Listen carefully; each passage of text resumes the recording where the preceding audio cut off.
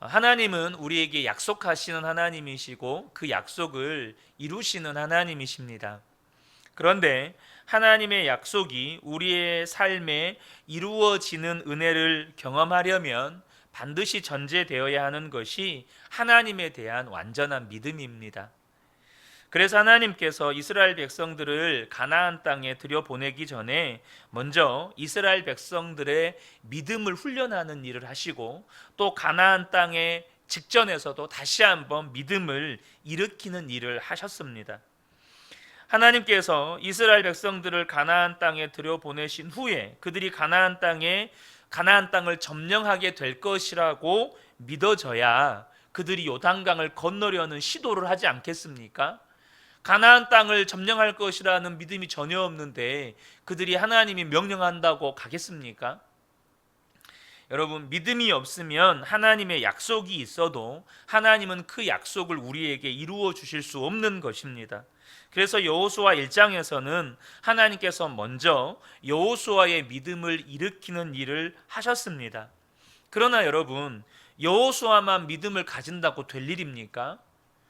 이스라엘 백성들도 믿음을 가져야만 하는 것이죠. 그래서 하나님께서 이 여호수아 2장에서는 이스라엘 백성들의 믿음을 일으키는 일을 하셔야 했습니다.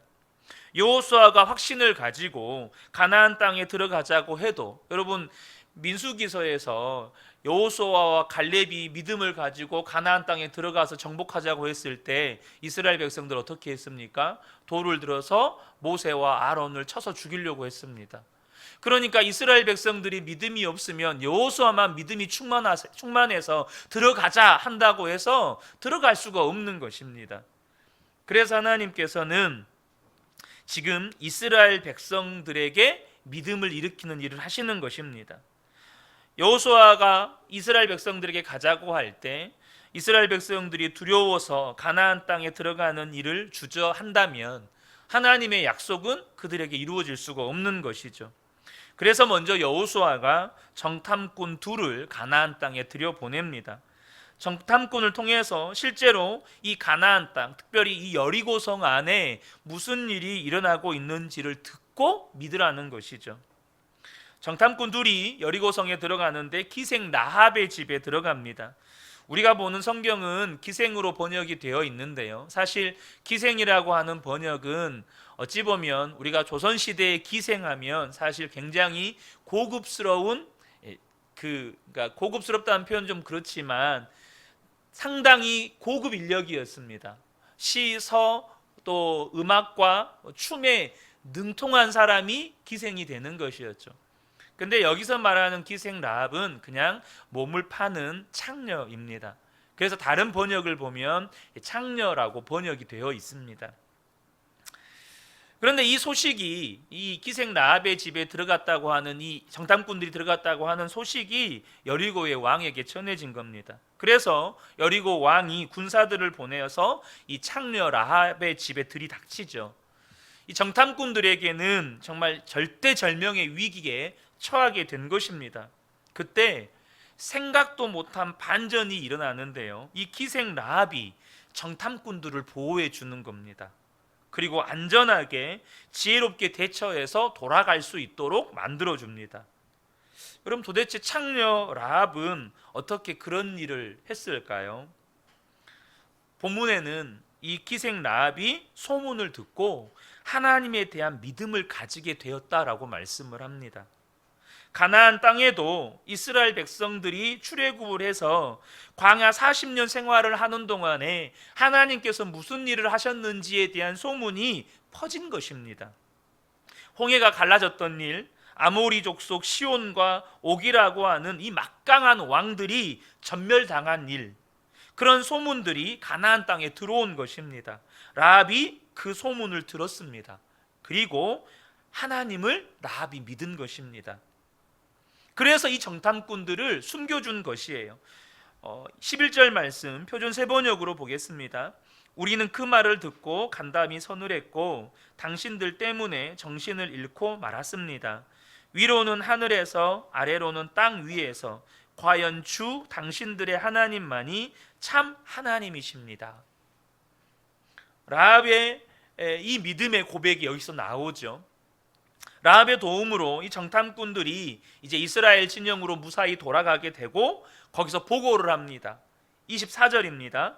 그들이 여호수아에게 말하였다. 주님께서 그 땅을 모두 우리 손에 넘겨주셨으므로 그 땅의 모든 주민이 우리를 무서워하고 있습니다. 이스라엘 백성들이 이 고백을 듣고 깜짝 놀라는 것입니다. 모세가 죽고 나서 이제 가나안 땅에 들어가기는 해야 되는데 여호수아도 두려워할 정도라면 여러분 이스라엘 백성들은 오죽하겠습니까? 모세를 통해서 그 놀라운 기적들을 다 봤는데 그 모세가 죽어버렸잖아요. 그러니까 이스라엘 백성들도 두려워하는 건 매 한 가지죠. 아니 여호수아보다 훨씬 더 두려워하고 있죠. 근데 지금 이 정탐꾼들의 보고가 뭐냐면 여리고성에 있는 사람들이 더 무서워하고 있다는 거예요. 그때 이스라엘 백성들 안에 믿음이 일어나는 것입니다. 믿음의 반전이 일어나는 거예요. 아, 우리가 들어가서 여리고성을 점령할 수 있겠구나. 여러분 200만 명의 사람이 한순간에 믿음의 반전이 일어납니다. 얼마나 놀라운 일입니까? 그런데 오늘 저와 여러분이 함께 나누고자 하는 것이 뭐냐면 이런 이스라엘 민족의 믿음의 반전이 일어나는 믿음의 반전이 일어나게 하는데 결정적인 역할을 한 사람이 이 창녀 라합이라는 겁니다. 이 기생 라합 한 사람으로 말미암아서 이스라엘 민족 안에 믿음의 반전이 일어납니다. 사랑하는 성도 여러분, 우리가 똑같은 시대를 살아도 사람들마다 믿음이 다른 것을 여러분 다들 보셨을 겁니다. 어떤 사람들은 정말로 우리가 본받고 싶은 정말로 신실한 믿음을 가지고 있죠. 한편으로 어떤 사람들은 저분이 정말로 예수 믿고 있는 분인가라고 싶을 만큼 믿음이 없는 사람들도 종종 보게 됩니다. 창녀 라합은 실제로 하나님의 역사를 자기 눈으로 본 게 아닙니다. 홍해가 갈라진 거, 아모리의 시온과 옥 왕이 죽고 전멸을 당한 거, 이거 다 소문으로 들은 겁니다. 라합은 만나를 먹어보지도 못했고 불기둥과 구름기둥을 본 적도 없습니다. 그냥 신분도 여러분 창녀예요. 신분도 창녀. 그러니까 도무지 믿음이라고는 절대 가질 수 없는 유형의 사람 중에 한 사람입니다. 믿음을 가질 수 없는 유형의 사람. 그런데 소문을 듣고 하나님을 믿었어요. 이거 엄청난 믿음 아닙니까? 한 번도 하나님의 역사를 본 적은 없어요. 그냥 들었어요. 소문으로. 그것도 소문으로 들었어요. 근데 그 하나님을 믿는 믿음이 생긴 거예요. 반면에 여호수아, 모세의 시종 여호수아 40년 동안 그 엄청난 기적을 다 봤어요. 홍해가 갈라지는 거, 애굽에서부터 10가지 재앙부터 구름기둥, 불기둥, 매일 먹는 만나, 반석에서 물이 터져 나오는 거, 그 모든 것을 모세 옆에서 지켜봤어요. 그런데도 여호수아는 두려워했습니다. 이스라엘 백성들도 불기둥, 구름기둥 다 보았고 아침마다 만나를 먹었습니다. 하나님의 율법의 말씀도 받았어요. 그런데 이스라엘 백성들이 가나안 땅에 들어가기를 두려워하는 겁니다. 여러분, 정말 잘 믿을 것 같은 모든 환경과 조건이 다 갖추어진 사람들은 두려워 떨고 있고 도무지 믿음이 없을 것 같은 이 라합은 자기 목숨을 거는 믿음을 가졌습니다. 여러분, 군인들이 그 집에 들이닥칠 때 이 두 사람의 정탐꾼을 숨겨주고 살려주는 일은 목숨을 거는 일입니다. 여러분, 그냥 믿음으로 되는 거 아닙니다. 목숨을 걸어야만 그것을 시도할 수가 있는 거예요. 우리도 다 예수를 믿는 사람들입니다. 예수를 믿을 모든 여건들이 갖추어진 상황에서 우리는 신앙생활합니다. 여러분, 그렇지 않습니까? 그런데 문제를 만나면 예수를 믿는 사람이나 믿지 않는 사람이나 어려운 일 닥치면, 문제를 만나면 그냥 똑같이 근심하고 두려워하고 불안해하고 그렇게 반응합니다. 여호수아와 이스라엘 백성의 믿음과 창녀 라합의 믿음은 마치 한국 교회 성도들의 믿음과 북한 지하교회 성도들의 믿음의 차이를 보는 것 같습니다. 제가 오늘 우연히 제가 아는 목사님 페이스북에서 어떤 글을 하나 보게 됐습니다. 그것은 탈북자 이순옥 씨의 증언 중에 일부를 발췌한 내용입니다. 좀 긴 내용이지만 어쩌면 라합과 이스라엘 백성의 믿음의 차이와 오늘날 한국교회 성도와 북한 지하교회 성도들의 믿음의 차이가 어쩜 이리도 오버랩이 될까라고 싶을 만큼 그 내용을 읽는데 제 마음 가운데 한편으로 도전이 되고 한편으로는 부끄러운 생각이 들었습니다. 제가 읽어드리겠습니다. 저는 북한 함경북도 청진에서 태어나 근 50년을 북한에서 살았습니다. 그러다가 주님의 은총으로 96년 아들을 데리고 남한으로 올 수 있었습니다. 저는 북한에서 태어나 북한에서 성장했기 때문에 하나님을 모르고 살았습니다. 제가 영문도 모른 채 지하 감옥에서 모진 고문과 사형 선고까지 받고 사형 집행날 극적으로 사형을 취소한다는 통지와 함께 정치범 수용소로 보내졌을 때 수용소 안에서 겪은 북한 신자들의 모습입니다. 저는 김일성 대학 경제학부를 졸업했기 때문에 정치범 수용소에서 죄수의 신분으로 유일하게 6천여 명이 수용된 그곳의 모든 사람들에게 일을 시킬 수 있는 생산 지휘와 모든 재정 업무를 맡아서 하게 되었습니다. 그 때문에 저는 많은 사람들이 일하는 작업장들을 이곳저곳 마음대로 갈 수 있었습니다. 어느 날 저를 담당하고 있던 재정부장 교도관이 저를 불러놓고는 단단히 교육을 시켰습니다.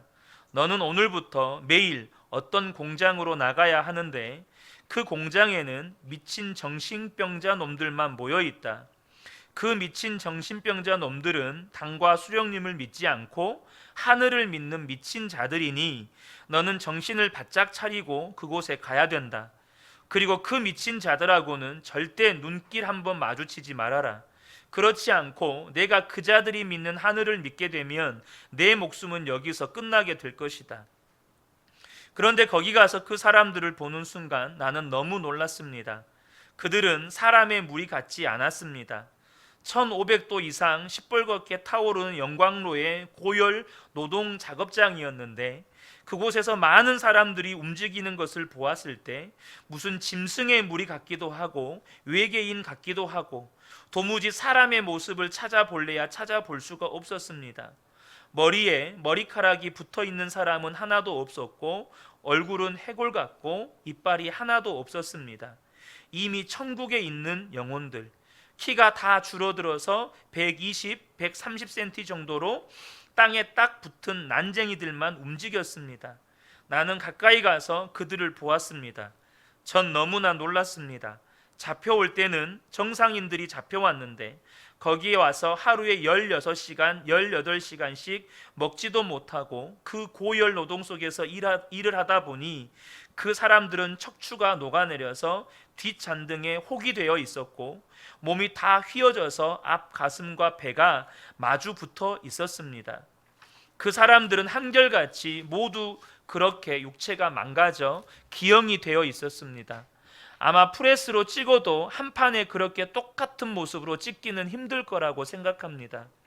그 사람들이 일하는 작업장에는 교도관이 수시로 드나들었는데 교도관들은 말로 일을 시키지 않았습니다.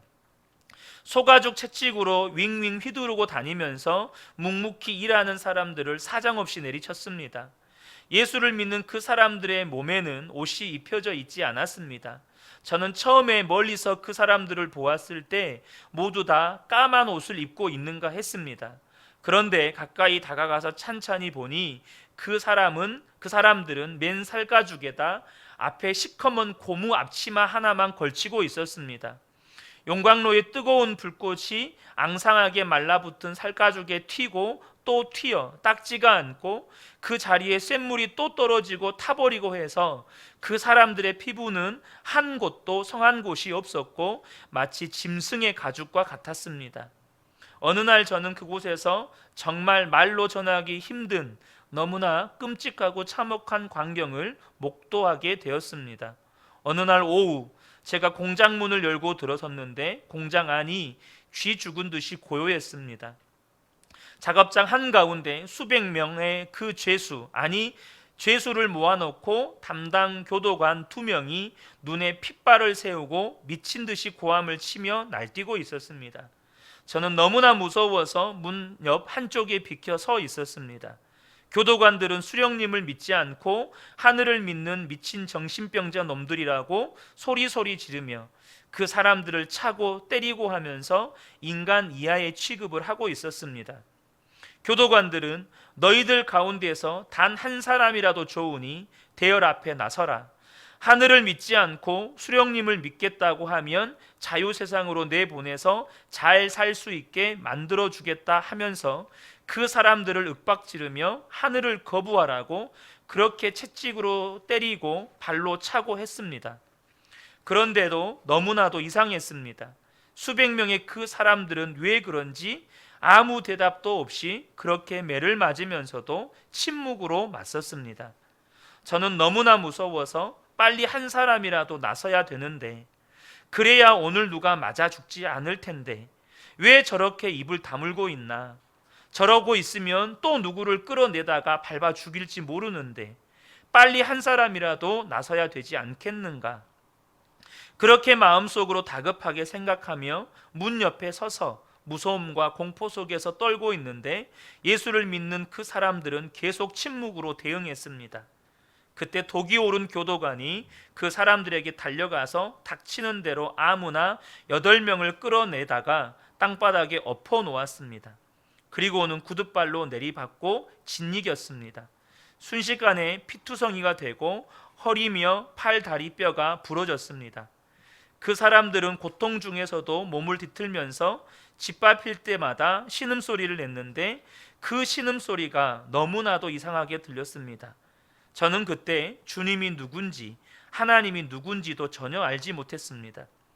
뒤에 알고 보니 그 사람들이 구둣발로 짓밟혀 뼈가 부러지고 머리통이 부서져 나가면서 신음소리처럼 애타게 불렀던 것은 주님의 이름이었던 것입니다. 저는 그 사람들이 당했던 고통의 10,000분의 1도 제대로 여러분에게 전해줄 수가 없습니다. 미쳐 날뛰던 교도관 2명은 수령님과 당을 믿는 우리가 사는가 아니면 하나님을 믿는 너희가 사는가 보자 하면서 달려가더니 용광로에 펄펄 끓는 쇠물통을 끌어왔습니다. 그리고 그 쇳물을 피투성이가 된 신자들 위에 부었습니다. 그 사람들은 순식간에 살이 녹고 뼈가 타면서 숫덩이가 되어버렸습니다. 저는 난생 처음으로 내 눈앞에서 사람이 숫덩이로 변해가는 것을 보았습니다. 얼마나 충격이 컸던지 그곳에서 어떻게 튀어나왔는지 기억에도 없습니다. 그리고 얼마 동안 도무지 눈을 감을 수가 없었습니다. 그 정신적 충격으로 눈만 감으면 눈앞에 숫덩이가 된 사람들이 어른거려서 도무지 눈을 감을 수가 없었습니다. 잠도 제대로 잘 수 없었고 일도 제대로 할 수 없었으며 큰 소리로 비명을 지르고 정신이 들어갔다 나갔다 했습니다. 저는 그 일을 목격하기 전까지는 그래도 마음 한구석에 실오라기만큼이라도 수령님과 당에 대해서 믿고 있었습니다. 그러나 저는 그때 깨달았습니다. 무엇을 믿어야 하는가 말입니다. 인간은 주님을 꽉 잡아야 된다는 것을 저는 그때 뼈저리게 깨달았습니다. 저는 그때부터 다시 우리 어머니가 평생을 하늘에 기도했다는 그 하늘을 찾기 시작했습니다. 저는 너무나도 간절하게 하늘을 찾았습니다. 저 사람들이 저렇게 불에 타 죽으면서까지도 저렇게 거부하지 않고 저렇게 믿는 하늘이 진짜로 그 하늘이 어디에 계시다면 나를 좀 살려달라고, 그리고 저렇게 무서운 짓을 하는 저자들에게 하늘에서 정말 벌을 내려줘야 되지 않겠느냐고 그렇게 마음속으로 부르짖으며 자나깨나 꿈속에서도 하늘을 찾고 기원했습니다. 그런데 진짜로 주님께서 그 간절한 저의 기도를 들어주셨습니다. 한 달이 멀다 하고 공개 처형이 있었는데 어느 날 누구를 또 공개 처형시키려는지 6천 명이나 되는 수용소 사람들을 한 자리에 다 모이게 했습니다. 공개 처형 때는 언제나 하늘을 믿는 사람들을 맨 앞줄에 앉힙니다. 그런데 하늘을 믿는 자들은 살아서나 죽어서나 하늘을 보지 못하게 하라는 김일성의 특별 지시와 규정이 있어서 하늘을 믿는 그 사람들을 앉힐 때에는 무릎 사이에 목을 끼우고 땅에 얼굴을 대고 엎드리게 했습니다. 심지어 죽어서도 하늘을 보지 못하게 해야 한다면서 죽은 시체도 목을 꺾어 거적에 말아서 어두컴컴한 산골짜기 나무 밑에 파묻게 규정에 그렇게 되어 있었습니다. 그날도 신자들은 하늘을 조금도 못 보도록 목을 무릎 사이에 끼우고 맨 앞줄에 앉아 있었고, 그 뒤쪽으로는 다른 사람들이 줄지어 앉아 있었습니다. 누구를 또 공개 처형하려는가 생각하고 있는데 갑자기 큰 소리로 내 이름을 부르는 소리가 들렸습니다. 저는 너무나 놀라 쇠몽둥이로 머리 한 대 맞은 것처럼 정신이 아찔하여 대답도 할 수가 없었고 일어설 수도 없었습니다. 그러자 간수들이 나를 끌어내다 앞에 세웠습니다. 내가 군중들 앞에 섰을 때 수용소 소장이 나에게 고마운 수령님과 당의 은덕으로 너는 이 시각에 석방이다 라고 통보를 했습니다. 바로 그 순간 목을 무릎에다 끼우고 맨 앞줄에 엎드려 있는 신자들이 내가 석방된다는 소리에 약속이나 한 듯이 동시에 고개를 번쩍 들었습니다. 그때 저는 그분들의 눈빛을 보았습니다. 그분들은 눈빛으로 간절히 말했습니다. 밖에 나가거든 자기들의 실상을 세상에 알려달라고. 지금도 제 가슴에는 그분들의 간절한 눈빛이 남아 있습니다. 그리고 우리 어머니가 평생 빌고 또 빌은 그 하늘이 한 번 들어가면 살아나올 수 없는 그 악명 높은 정치범 수용소에서 저를 살려주었다고 굳게 믿고 있습니다. 주님께서 저희 모자를 살려주셨기 때문입니다. 저는 북한 수용소에 갇혀있던 그 신자들의 눈빛을 절대로 잊을 수가 없습니다. 중략하고요. 여러분 자유롭게 신앙생활할 수 있는 것에 감사하십시오. 여러분, 북한 지하교회 성도들은요, 성경 공부 한번 해본 적 없습니다. 성경 지식이 많지도 않습니다. 그런데 정말로 창녀 라합처럼 아버지나 어머니나 할아버지 할머니로부터 혹은 누군가로부터 들은 몇 줄의 복음, 그리고 몇 구절도 되지 않은 그 말씀 가지고 목숨을 거는 믿음을 가지고 있습니다. 오늘 여호수아 2장의 이 기생 라합을 통해서 하나님께서 우리에게 주시는 도전이 있습니다. 지금 이 시대에 많은 그리스도인들이 코로나로 인해서 어려움에 처해 있죠. 코로나 이후에 세상이 어떻게 바뀔지 아무도 모릅니다. 정말 이 시대가 정말로 격변기에 있습니다. 제가 언젠가 들었던 이야기인데요, 인류가 시작된 역사 이래로 1900년대까지 인류가 쌓은 지식보다 1900년대부터 2000년대까지 그 100년 동안 쌓은 지식이 그 수천 년의 지식의 양보다 많대요. 그리고 앞으로 그 지식의 양들은 더 급증한대요. 온 세상이 코로나로 2년 동안 몸살을 앓고 있고, 여러분 세상이 안 바뀔래야 안 바뀔 수가 없는 지금 상황입니다. 문제는 이렇게 세상이 바뀌면 변화에 적응하는 소수의 사람들을 제외하고 대부분의 사람들이 고통을 당한다는 사실입니다. 그래서 많은 분들이 예측하기를 우리의 재정의 삶에도, 가정에도, 인간관계에도, 일터와 직장에도, 교회 생활에도 변화가 올 것이라고 다 예측을 합니다. 도대체 어떤 세상이 올지 우리는 모릅니다. 그런데 여러분, 포스트 코로나 시대를 기다릴 것도 없어요.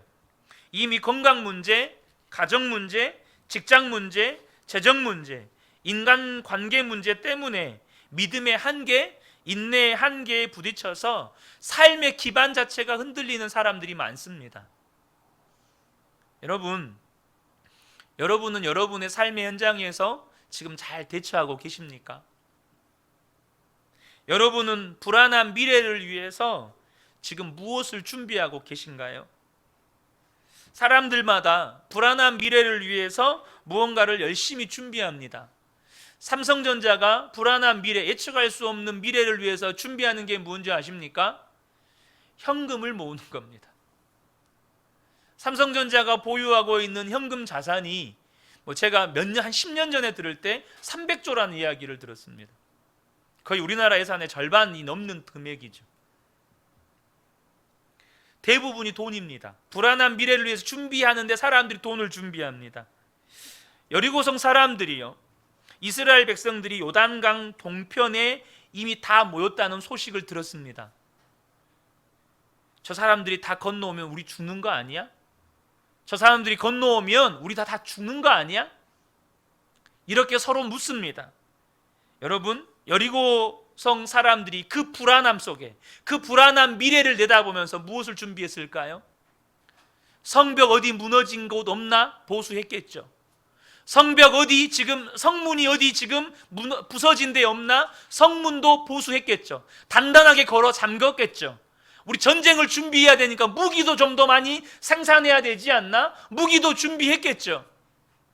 여러분, 근데 어떻게 됐습니까? 여리고성이 얼마나 허무하게 무너져 버립니까? 여리고성이 얼마나 정말로 너무나도 허무하게 무너져 버립니다. 근데 그 중에 딱 한 사람, 기생 라합만큼은 다른 여리고성 사람들이 준비한 것을 준비하지 않았습니다. 기생 라합은 무엇을 준비했습니까? 믿음을 준비했습니다. 자기가 들었던 그 몇 마디의 소문에 의지해서 하나님을 믿는 믿음을 준비했습니다. 사랑하는 성도 여러분, 우리가 진짜 준비해야 할 것이 이 라합의 믿음입니다. 저와 여러분이 믿음이 아니고 주변 사람들로부터, 특별히 우리에게 조언해 주는 사람들은 어떤 사람들입니까? 나름대로 사회적 지위가 있는 사람들입니다. 나보다 공부도 많이 한 사람들이에요. 나보다 성공했다고 말하는 사람들입니다. 야, 이 불안한 미래 가운데 통장에 한 1억은 가지고 있어야지. 야, 네 자식들 뒷바라지 하려면 적어도 이런 것들은 준비해야지. 자녀들 이런 거는 교육시켜야지. 여러분, 그거 준비하면 불안한 미래에 우리 자녀들 혹은 저와 여러분이 잘 이겨낼 수 있을까요? 여리고성에는 바보들만 살았습니까? 그래서 여리고성이 무너진 겁니까? 그게 아닙니다. 준비해야 할 것은 준비하지 않고 정말로 준비하지 말아야 할 것들을 준비했던 그들. 절대 오해해서 들으시면 안 돼요. 미래 세대들, 공부하지 말란 이야기 아닙니다. 공부하지 말란 이야기 아니에요. 열심히 공부하세요. 여러분, 도대체 우리는 라합에게서 무슨 믿음을 배워야 하는 겁니까? 라합의 집에 어느 날 낯선 두 사람의 나그네가 들어옵니다. 여러분, 창녀의 집이니까 오고 가는 사람이 얼마나 많겠습니까? 그런데 라합은 직감적으로 이 두 사람이 이전에 왔던 사람들과는 뭔가 다르다는 걸 느낍니다. 가만히 지켜보니까 이스라엘의 정탐꾼인 것을 알게 됩니다. 라합은 이미 소문을 통해서 하나님이 계시고 그분이 이스라엘 백성을 홍해를 건너게 하셨고 이제 요단강을 건너서 가나안 땅으로 이끌고 들어오신다는 소문을 들었습니다. 이제 그들이 들어오면 이 여리고 성도, 가나안 땅도 다 무너질 거라는 믿음이 생겼습니다. 그런데 그때 이스라엘 정탐꾼이 온 겁니다. 라합은요, 그 순간에 자신이 죽고 사는 결정을 해야 하는 순간인 것을 깨닫습니다. 이 정탐꾼을 품어주고 혹시라도 숨겨주면 자신이 죽을지도 몰라요. 그런데도 정탐꾼을 숨깁니다. 그리고 군사들이 쫓아오니까 금방 나갔다고, 얼른 따라가 보라고 이렇게 거짓말을 합니다. 정말로 목숨 거는 일을 했습니다. 왜 그런 선택을 한 겁니까? 라합 안에 믿음이 있었습니다. 무슨 믿음이요? 하나님을 믿어야 산다. 하나님을 믿어야 산다. 여리고성 사람들은요, 단단한 성벽을 믿었습니다. 여리고성 사람들은 단단한 성문을 믿었습니다. 여리고성 성벽이 얼마나 두꺼웠습니까? 그 위에 집을 얹어서 살 정도였으니까. 여리고성 사람들은 혹시라도 전쟁이 나면 그들이 가지고 있는 전쟁 무기를 믿었습니다. 그런데 주님이 이스라엘 백성들을 이끌고 왔을 때 속절없이 주님 앞에 다 무너졌습니다. 그런데 믿음을 준비한 라합만 살았습니다. 사랑하는 성도 여러분, 하나님께서 저와 여러분에게 라합을 통해서 배우라고 하는 믿음은 하나님을 믿어야 산다는 믿음입니다. 여러분, 라합의 도움을 받은 정탐꾼들이 라합에게 당부하죠. 우리가 당신을 반드시 지켜줄 테니까 이것만큼은 지켜라. 그게 뭐죠? 18절 말씀입니다. 우리가 이 땅으로 들어올 때에 당신이 우리를 달아내렸던 그 창문에 이 홍색 줄을 메어 두시오. 그리고 당신의 아버지와 어머니와 오라버니들과 아버지 집안의 모든 식구를 다 당신의 집에 모여 있게 하시오. 여러분, 창문에 홍색 줄을, 붉은 줄을 메어 두라는 말이 무슨 의미일까요? 소속을 분명히 하라는 것입니다. 도대체 당신의 소속이 어디냐? 당신이 하나님을 믿는 사람이라면 공개적으로 하나님을 믿는 사람이라는 것을 드러내라는 겁니다. 북한 지하교회 성도들이 이제는 수용소에 살 때 누구도 하나님을 부정하지 않습니다. 부정하면 살려주겠다는데도 부정하지 않아요. 여러분, 홍색 줄이 매달려 있는 것이 보이면 살고, 홍색 줄이 매달려 있는 것이 안 보이면 라합은 죽습니다. 자, 라합이 홍색 줄을 보일 듯 말 듯 작게 매달았을까요? 아니면 멀리서도 볼 수 있게 크게 매달았을까요? 이게 보여야 살아요. 여러분, 어떻게 하시겠어요? 여러분이 라합이라면 어떻게 하시겠어요? 그게 이스라엘 백성들한테 보여야 삽니다. 그러면 보일 듯 말 듯 작은 홍색 줄을 매달아 놓으시겠습니까? 아니면 멀리서도 분명하게 볼 수 있는 큰 홍색 줄을 달아 놓겠습니까? 당연히 큰 홍색 줄을 달아 놓겠죠. 무슨 말입니까? 누구나 다 내가 예수 믿는 사람인가 알 수 있도록 나의 신분과 소속을 명확히 하라는 겁니다. 하나님께서 이스라엘 백성들이 출애굽하기 전에 이 말씀하셨습니다. 어린 양을 잡아서 그 피로 너희 집 문 임방과 문설주에 다 발라라. 온 집의 문에 피칠을 하라는 겁니다. 확실하게 표시하라는 겁니다. 너희가 하나님의 백성이냐, 너희가 진짜로 예수 믿는 사람이냐 분명하게 하라는 거예요. 그게 살 길이라는 겁니다. 라합이 그렇게 했습니다. 자기 집 창문에 홍색 실을 묶었어요. 그리고 여리고성이 무너지고 여리고성 주민들이 다 죽을 때 오직 라합과 그 집안의 사람들만 다 건짐을 받았습니다. 여러분, 그런데 건짐만 받았습니까? 그게 아닙니다. 이후에 이 정탐꾼 중에 한 사람이었던 유다 지파의 살몬과 라합이 결혼을 합니다. 살몬이 누구죠? 예수님의 족보에 나오는 예수님의 조상입니다. 이방인이었고 가나안의 창녀였던 기생 라합이 여러분 예수님의 조상이 됩니다. 여러분, 여호수아도 모세도 예수님의 족보에 못 들어가요. 근데 라합이 들어갔습니다. 여러분, 이 믿음이 어떤 믿음일까요? 자신의 삶의 모든 터전을 포기하고 하나님을 선택했어요. 이게 들키면 죽을지도 몰라요. 들키면 반드시 죽어요. 그 믿음이 어떤 믿음일까요? 오직 예수님 한 분이면 충분한 믿음입니다. 나에게는 예수님 한 분이면 충분합니다. 그 예수님 때문에 죽어도 좋습니다. 예수님 때문에 내가 들켜서 정치범 수용소에 끌려가고 부정하지 않는 것 때문에, 예수님을 부인하지 않는 것 때문에 죽어도 나는 괜찮습니다. 저와 여러분이 중요한 사실을 분명하게 아셔야 합니다. 어제 말씀에 나눈 것처럼 여호수아가 그렇게 의지했던 모세가 죽고 자기가 의지할 수 있는 아무것도 없는 그 상태가 저와 여러분에게도 온다는 겁니다. 부부 사이에는 누군가가 먼저 가죠. 부모 자녀 사이에도 여러분 영원히 함께 할 수 없습니다. 다 떠나고 결국 나 혼자 남을 때가 옵니다. 여러분 무엇을 의미하는 겁니까? 영원히 나와 함께 하실 분은 주님밖에 없다는 겁니다. 여러분 이거 아셔야 합니다. 여러분이 의지하는 그 어떤 것도 여러분과 영원히 함께 할 수 없습니다. 오직 주님만 저와 여러분과 영원히 함께 하실 수 있습니다. 여러분 근데 문제는 뭐냐면 너무나도 많은 성도들 안에 주님과의 관계가 애매하고 막연하다는 겁니다. 여러분 정말로 준비하셔야 될 게 뭡니까? 코로나19가 지금 우리에게 어떤 의미가 있는지조차도 우린 잘 몰라요. 다들 정신 없습니다. 언제 끝날지도 몰라요.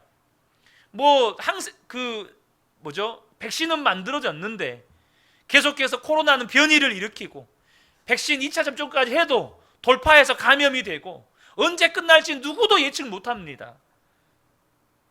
근데 여러분 분명하게 아셔야 합니다.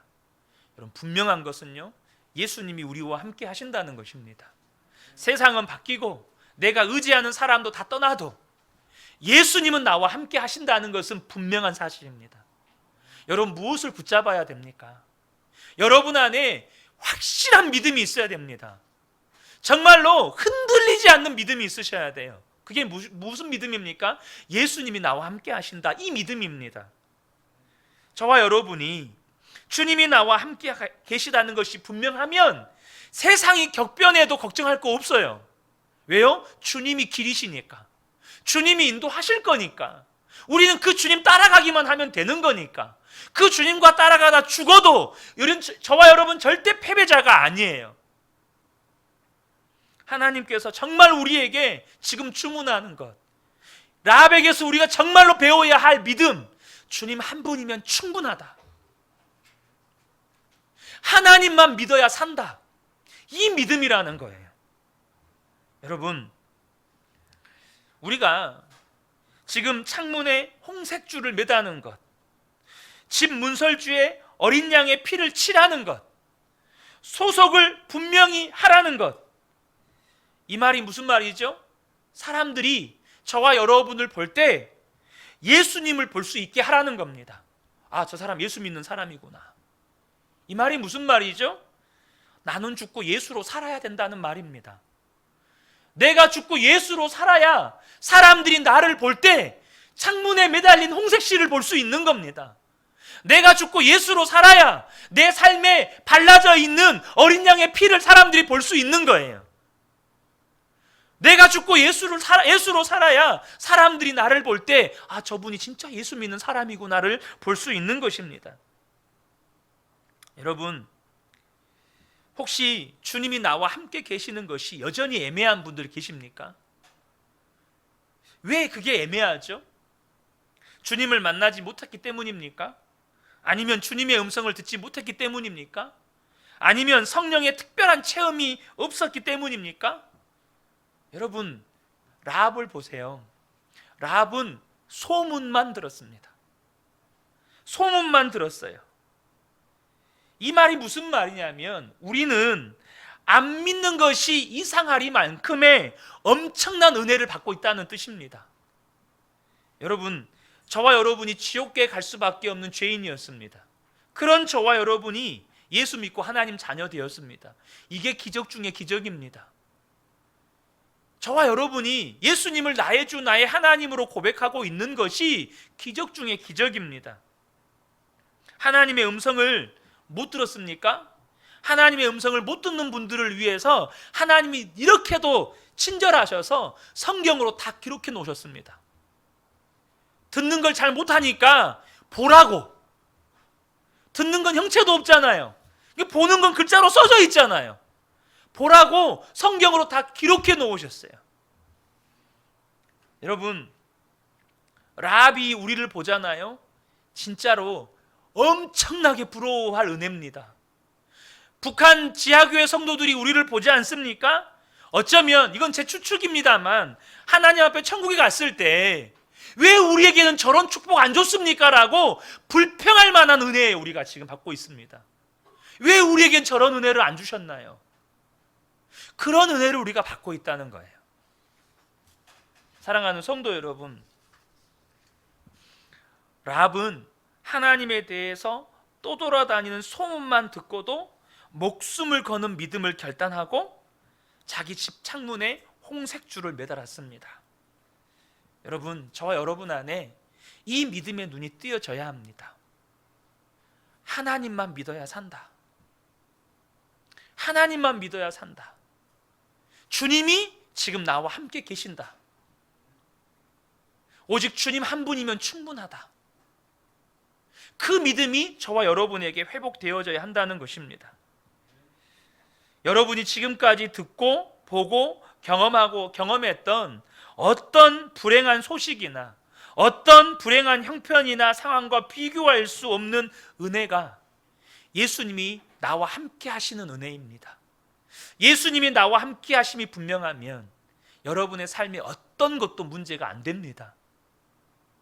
여러분, 지금 예수님이 함께 계심에도 함께 계시는 것이 분명한데도 여전히 재정의 문제가 나에게는 문제고, 건강의 문제가 여전히 나에게 문제고, 인간관계의 문제가 여전히 나에게 문제고, 일터의 문제가 여전히 문제라면 아직 주님이 나와 함께 계시다는 것에 믿음이 분명하지 않은 겁니다.